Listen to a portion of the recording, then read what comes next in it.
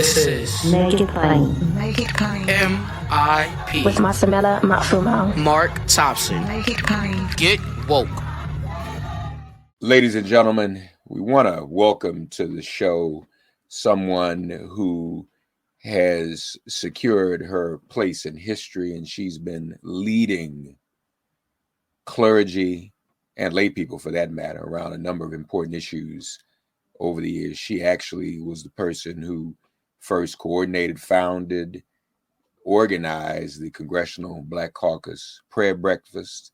She is now the co-convener of the National African American Clergy Network, as well as the coordinator of Faiths United to Save Democracy.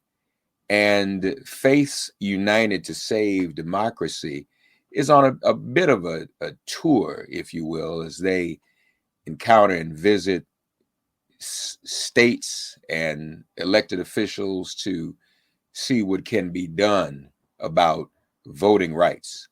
It's called the We Are Watching campaign. And these state elections, a lot of times we want to talk about the national elections, but these state elections, it's at the state level where budgets are decided, redistricting is decided. We got to get back into these down ballot issues. The Reverend Dr. Barbara Williams Skinner joins us once again on Make It Plain. Good to see you, Dr. Skinner, as always. God bless you. You too. Yes, good to be here. So you all were just in Pennsylvania, correct?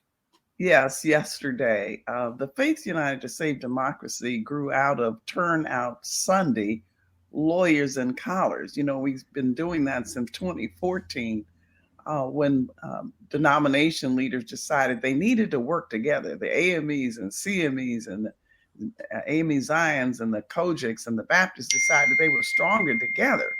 So we've been working through the Black church to organize voter registration, education, protection, mobilization. But you know what? After 440 anti-voting laws were passed after the 2020 election, we decided that we have got to do what Dr. King did. You've got to organize the allies. You got to bring the allies in.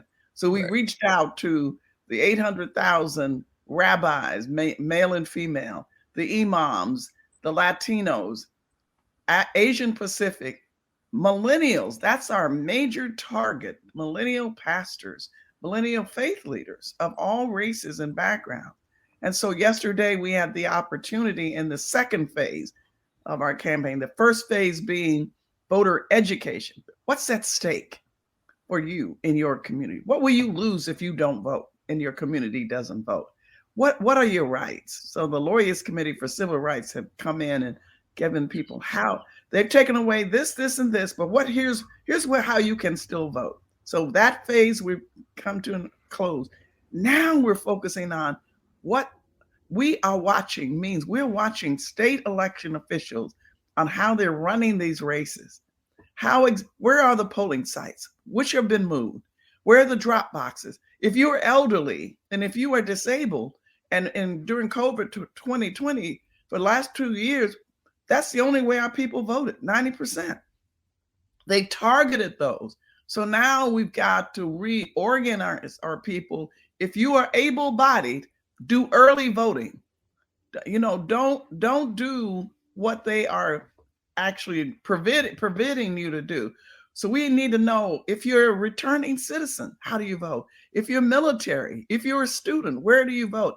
In other words, how exactly will these elections be run? We need to know the state of play so pastors can post them online. The people can know your polling site's been moved. Don't go to that one because they'll give you a provisional ballot that may not be counted. Here's where it's been moved to. So it's voter education on steroids. That's what we are watching this in 10 states, including, and the first was kicked off in Pennsylvania on Wednesday. We're going to Michigan, and then we're going straight across. We have Arizona, Alabama, Florida, Georgia, Michigan, North Carolina, Ohio, Pennsylvania, Wisconsin, and Texas. And we have a Black clergy leader for every one of those states. So we may work and talk from national, but we're working through all of our serious organizers who are pastors on the local level. That's very important. So you actually met with the Secretary of State in Pennsylvania, correct? And her team. And for an hour, these Latino and Muslim and our rabbi and our millennial pastors and our white mainline pastors were able to ask every question that their community is going to be afflicted. What changes have been made? Can we give water and food? What about the fact that Pennsylvania, you can carry a gun? What will that intimidation look like at the polling sites? How will our poll chaplain be able to protect these voters? What changes do we need to know? What is the worst thing that can happen on election day? And these pastors were thorough. They had done their homework, and fortunately, the Pennsylvania Secretary of State is not like all of them. She was one of us. She used to work with the Leadership Conference on Civil Rights. But we're coming to some states where they don't even want to meet with us. We have to fight to get them, who are paid by taxes of the citizens, to even meet with clergy. So, but we are going to meet with every single one of them. If we have to go to their houses, we're going to meet with them and find out how the elections are going to be run. What, in terms of Pennsylvania, Dr. Skinner, what stood out to you that is of greatest concern when it comes to election day and access, just on Pennsylvania? Did anything stand out that you said, you asked the question, what's the worst that can happen? What did stand out to you? Or for that matter, what was anything positive that stood out for you that's comforting at this hour? What was comforting, and that's a great question, was that you can vote, you can register online. Pennsylvania does have absentee, voting. So voting there are some voting made easy measures people can follow. Okay, and so we're going to put together a one-pager and post it online and get it to people like yourself, so people know before the election this is exactly how you vote. So that was helpful, and they offered us even additional help. What I think is the worst thing that can happen is voter intimidation. People feeling like it's dangerous going to the polls, because with all the gun violence out there, people are not taking chances. People are going crazy on airlines, on buses, on subways and the like. So I think that's the worst thing. The hope of that, frankly, is that we are organizing, as we did over 1,000 poll chaplain last year, our clergy in collars, clergy like yourself, in collars, at the polling sites of vulnerable polling sites. All the polling sites are not vulnerable. Middle class polling sites, nobody messing with you. It's in near housing projects. It's in the low income area. So we will post clergy there, and they'll be backed by a hotline run by the Lawyers Committee for Civil Rights, where we can know exactly if this person shows up and they get turned away, what can we do? How can we help them in real time? That's exactly what we'll be doing.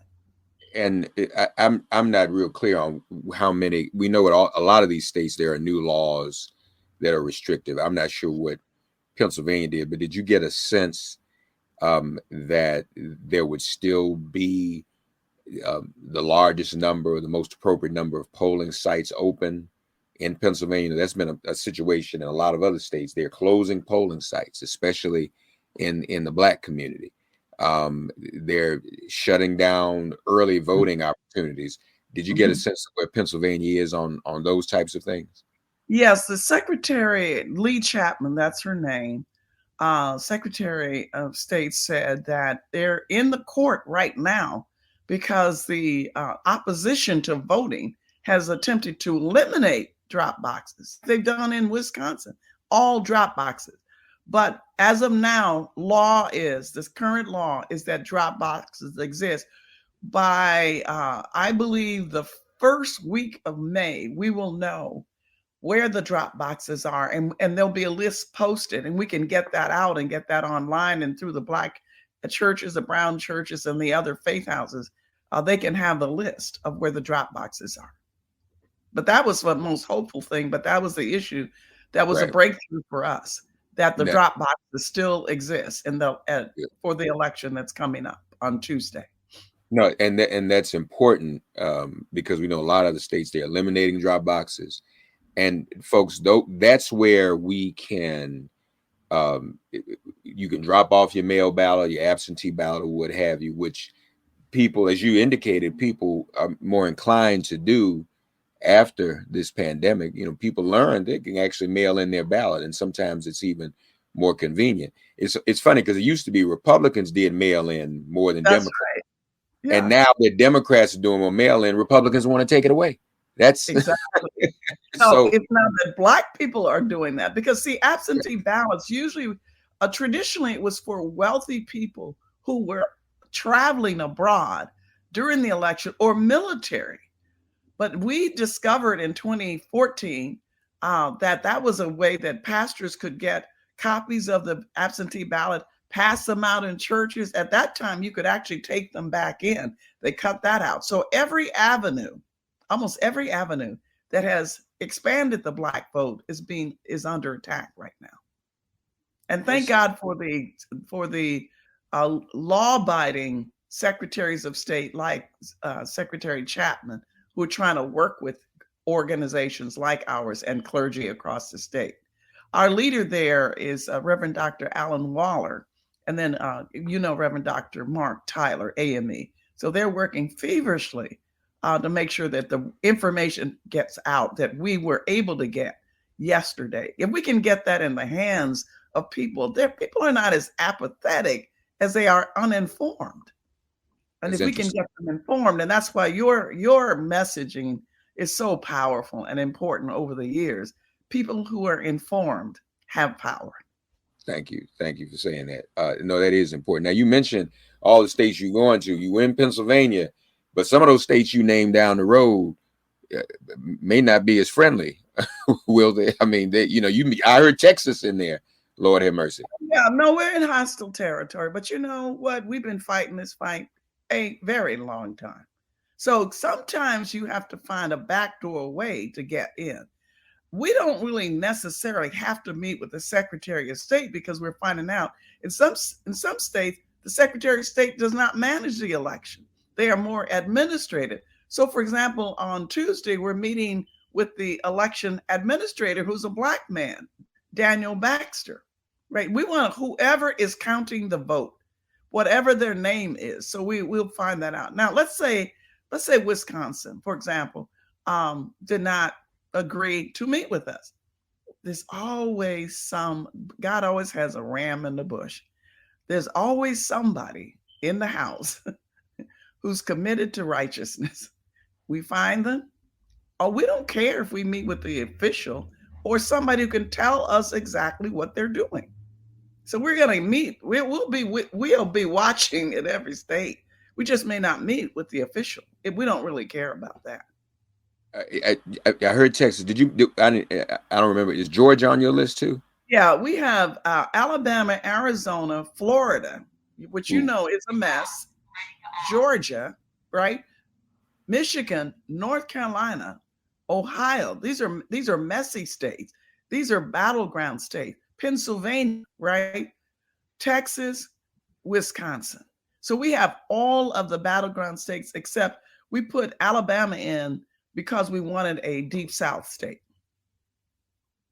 And it's interesting, we were just in Selma last month, and it's like we're almost going back, Dr. Skinner, to pre-1965 voter restrictions. It's like what happened in 1965 was shut Never. down. Yeah, it never happened. Let me ask you this. You mentioned it's more apathy. It's more people being uninformed than it is apathy. And that's true. But as you organize clergy, I'm sure the conversation is coming up. I'm sure people are feeling like more still needs to be done to protect our voting rights overall. There must be some sense of frustration. Well, no, the old song, I ain't tired yet. Right. It come too far from where it started. Okay, that's our song. So I think the issue for us is my hope, and what gives me hope, is that Black clergy are on the alert, younger, older. They just say, give us the information, we'll get it out. So if that door closed, I think our people are in trouble. Okay. But Black clergy just need to be informed. So my job, the job of people like myself, is get them the information. And that's a pleasure for us to get it done. No, we will get it done. But you are right. The amount of confusion, it's not just voter disinformation, voter disinterest, it's voter confusion. Like, for example, Ohio has 2 primaries. They're having one on Tuesday and then another one in August. And so the governor and some of the state officials, I'm saying so much of this is deliberate, because every way that we can open up the ballot, they have studied thoroughly. When they lost in 2020, the other side, they looked at every way that we use. Souls to the polls, Sunday voting, water and food at the sites, use of our church buses and all. Look at everything the Black and brown church did, and went to work in the state legislature too. That's what those 440 laws are. It is so bad, Brother Mark, that in addition to the 440 laws that were proposed, out of those in 19 states, 33 laws have passed. So 44 and 40 have been proposed, right? But Right. 33 have passed that nullified the vote if we don't work hard. Okay. Yeah. We can. So we have to, here's this strategy. You have to have such a large turnout that it's not even close. It's not even a contest, right? That's why voter turnout, voter mobilization, clergy at the polls, poll chaplain, wake up everybody. That's what this is about. Yeah, no, you're right. We have to overperform to make it even more difficult for them. We do, because we can't beat back every law in time for the election. Yeah, that's true. Folks, we invite you to visit the website turnoutsunday.com. Right, Dr. Skinner? That's the best place to go. That's right. And you can get the toolkit with all of the things I've talked about, and even more, like the 10 things you need to know before you go to the polls. You can get that. You can get a map that takes you right to registration, right to identification. And the toolkit is in Spanish and in English. Wonderful. And Dr. Barbara Williams Skinner is leading this, and we're thankful that she is there to help coordinate the clergy, because this is important. Our